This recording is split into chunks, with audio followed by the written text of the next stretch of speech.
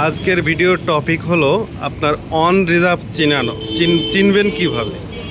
এই অন রিজার্ভটা যদি অনেক ড্রাইভার আছে যে অন রিজার্ভ চেনেন না, যে কোনো বাইকের ওই তেলের কার্বোরেটর বাইকের অন রিজার্ভ চেনার জন্য আজকে ভিডিওটা করতেছি।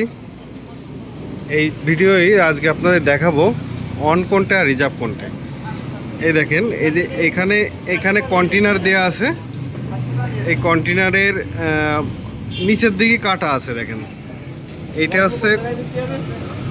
এটা থাকলে আছে অল্প তেল, আর এই নিচে যেটা আছে সেটা দেখেন কন্টেনার ভর্তি। মানে এইদিকে দেয়া থাকলে আপনার তেল অনেক, মানে ট্যাঙ্কি, এটা বোঝাচ্ছে ট্যাঙ্কিতে আপনার অনেক তেল আছে, এটা বোঝাচ্ছে। আর যখন এইদিকে যাবে তখন দেখবেন যে ট্যাঙ্কির ওই কন্টেনার ওখানে কাটা, এটা দেখাবে হচ্ছে মানে অল্প তেল আছে।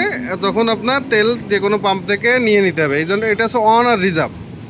ঠিক আছে, আমি এটা আর একটা সুইচ নিয়ে এসেছি। দেখেন, এই যখন এখানে অন দেওয়া থাকে তখন এই বড় পাইপতে তেলটা নামে, বড় পাইপ দিয়ে। আর যখন আপনার এই সুইচটা ঘুরোয় দেওয়া হয়, এই সুইচটা যখন ঘুরোয় দেওয়া হয় তখন এই ছোটো পাইপ দিয়ে তেল নামে। আপনারা নিশ্চয়ই বুঝতে পেরেছেন আমি কোন টপিকে কথাটা বলতেছি। আমার ভিডিও যদি আপনাদের ভালো লাগে অবশ্যই লাইক, কমেন্ট, শেয়ার করবেন।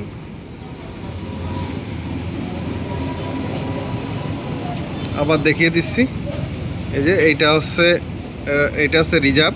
কন্টেনার যখন ওদিকে কাটা আছে সেইটার দিকে এটার এই মাথাটা থাকলে তখন বুঝতে পারবেন যে আপনার তেল শেষ হয়ে গেছে, শেষের পথে।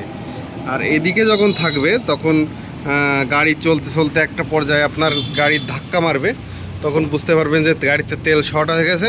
তখন আপনি গাড়ির সুইচটা এদিকে ঘুরোয় দিয়ে আপনি যে কোনো পাম্প থেকে আপনি নিয়ে নিতে পারবেন পেট্রোল কিংবা অকটেন। আর এই মিডিল পয়েন্টে এটা হচ্ছে অফ পয়েন্ট, এটা দিলে কোনো দিকেই তেল নামবে না, এই পাইপ দিয়েও তেল নামবে না। এই যে সুইচ, প্র্যাকটিক্যালে আপনাদের দেখিয়ে দিলাম। ধন্যবাদ। আমার ভিডিওটা আপনারা দেখবেন, লাইক, কমেন্ট, শেয়ার করবেন।